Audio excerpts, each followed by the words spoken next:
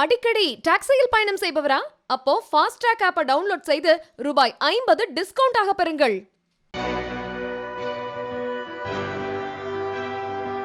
யாருக்குமே வரக்கூடாது. என் பையனை மாதிரி ஒரு கொடுமை யாருக்குமே வரக்கூடாது. ஃப்ரெண்டு மேலும் முக்கியம், ஃப்ரெண்டுங்களே இருக்கக்கூடாது.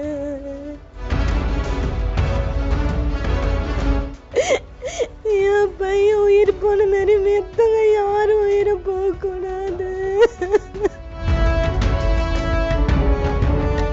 சென்னை அமைந்தகரையைச் சேர்ந்தவர் லோகேஷ். BA பட்டதாரியான இவர் அம்பத்தூரில் IT நிறுவனத்தில் வேலை பார்த்தார். அம்பத்தூரைச் சேர்ந்த பாஞ்சிநாதன் என்பவர் BCom படித்துவிட்டு துறைப்பாக்கத்தில் IT நிறுவனத்தில் பணிபுரிந்தார். இருவரும் இன்ஸ்டாகிராம் மூலமாக நண்பர்களாகி கடந்த 1 வருட காலமாக பழகியுள்ளனர். இருவரும் இன்ஸ்டாகிராமில் டூயட் பாடல்களுக்கு காதலர்கள் போல் ஆடி வீடியோ வெளியிட்டு வந்துள்ளனர். இதில் பாஞ்சிநாதன் லோகேஷ் தன்னை விட்டு வேறு யாரிடமாவது பேசினால் கோபப்படும் அளவுக்கு பொசசிவாக இருந்துள்ளார்.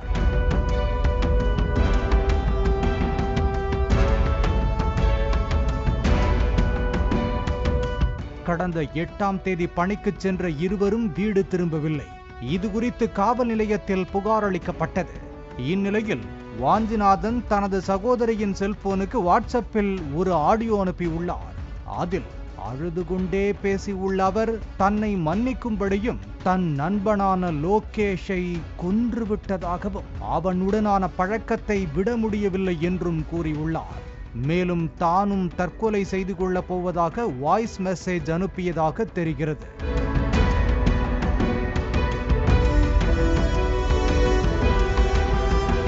தொடர்ந்து போலீசார் தேடுதல் பணியில் ஈடுபட்ட போது ஓயோ விடுதியில் இருவரும் அறை எடுத்து தங்கியிருப்பது தெரிய வந்தது.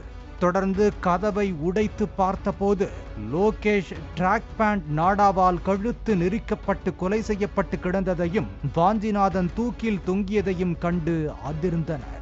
இருவரின் சடலங்களையும் மீட்ட போலீசார் கீழ்ப்பாக்கம் அரசு மருத்துவமனைக்கு உடற்கூராய்வுக்கு அனுப்பி வைத்து விசாரணை நடத்தி வருகின்றனர். இந்த சம்பவத்தால் இரு குடும்பத்தாரும் கடும் வேதனையில் ஆழ்ந்துள்ளனர்.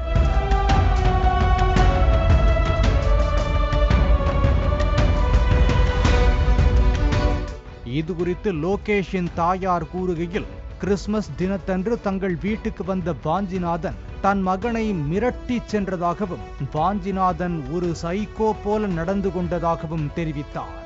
அவனுக்கு பயம். என் பையன் வந்து அவனை கூப்பிட்றான்னா அவன் எப்போ பாரு அவன் ஒரு என்ன சொல்றது அம்மா ஏதோ அவன் சைக்கோ ஆயிட்டாவன். என் வீட்டான கிறிஸ்துமஸ்க்கு வந்து என் வீட்டான வந்து என் பையனை பத்தி அவன் கேட்கறதுக்கு என்ன ரைட்ஸ் இருக்கு? தன் பிள்ளைக்கு நடந்தது போல யாருக்கும் நடக்கக்கூடாது என்றும் பெத்தவங்க கிட்ட பிள்ளைகள் மனசு விட்டு பேச வேண்டும் என்றும் கண்ணீருடன் கேட்டுக்கொண்டார்.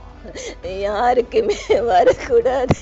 என் பையனை மாதிரி ஒரு கொடுமை யாருக்குமே வரக்கூடாது. ஃப்ரெண்டு மேலும் முக்கியம், ஃப்ரெண்டுங்களே இருக்கக்கூடாது. என் பையன் உயிர் போன மாதிரி மெத்தங்க யாரும் உயிரை போகக்கூடாது.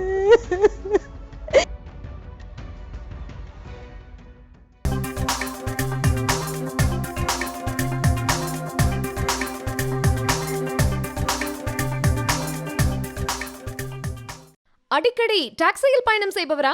அப்போ ஃபாஸ்ட் ட்ராக் ஆப்பை டவுன்லோட் செய்து ரூபாய் 50 டிஸ்கவுண்ட் ஆக பெறுங்கள்.